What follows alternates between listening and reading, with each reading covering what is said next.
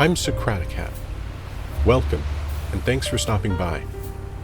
I'm reliving a bit of my past in this game, so here's a story about my first car, a Subaru Brat, and how the US Navy ended up using it for target practice.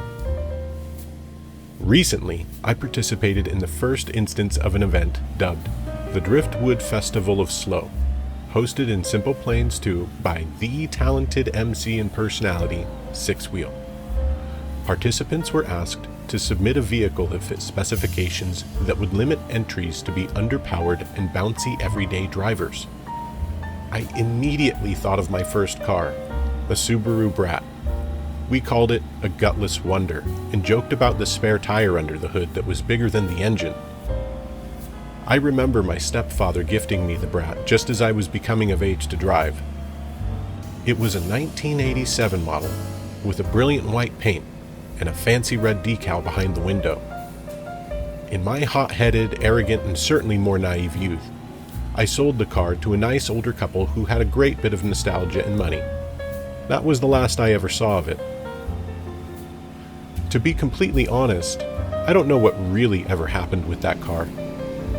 But I do have a buddy that's been working at a salvage yard since forever ago, back in our hometown near a naval base. One day, he casually mentioned that the car had been on one of his flatbeds to be delivered with some other vehicles that were purchased by the local US Navy Acquisitions Office. This isn't really uncommon, so I left it at that. The Navy likes to do tests in realistic environments, so sometimes they produce a setup in an environment they expect to encounter out on the globe. This particular military installation is already located in the Southern California desert, so naturally, with the Navy being so interested in deserts, the only other item they need to set up these tests are the targets.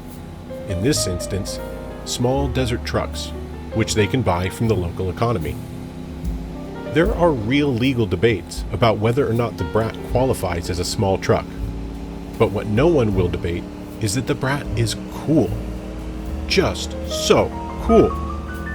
So why did it get blown up? Why would anyone blow up such an iconic and unique vehicle? Honestly, any story about my Brat is hearsay, bad detective work, and merely based on real-life events. But somewhere in the back of my mind, I do think of a local revenge plot. Someone was wronged by myself or my stepfather and was looking for small trucks for the Navy when they came across that familiar vehicle at an auction or estate sale. And in an instant, they put it on the list, striking a chord of karmic justice. Finally, they had some revenge on that Brat driving around. Then, my buddy's salvage operation delivered the vehicle and gave me the news. So, basically, the Brat was blown up because the owners were probably too bratty. Anyway, that's the story of how the Navy purchased my briefly owned Subaru Brat and destroyed it in the pursuit of, quote-unquote, science. The moral of the story is to appreciate what you have while you have it. Another takeaway might be let go of the past. There's a future ahead of you where you'll make your own satisfaction. Whatever. I've uploaded the Brat so you can try it yourself. Look up Socraticat or Little Brat on simpleplains.com or follow the link in the description. You can cruise in style and be as bratty as you want, or you can use it for target practice when you're tired of dealing with brats at the end of the day. It's a win-win. Thanks for listening, and thanks for stopping by.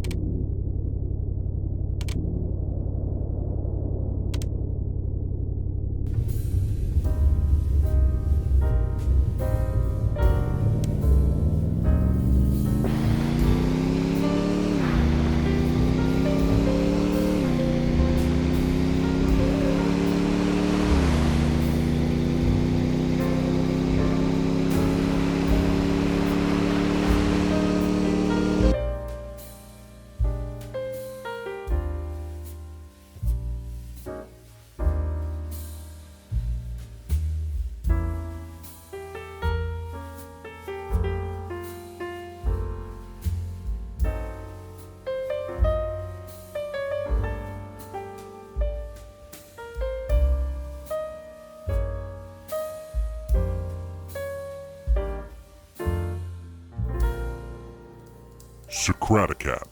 I made this.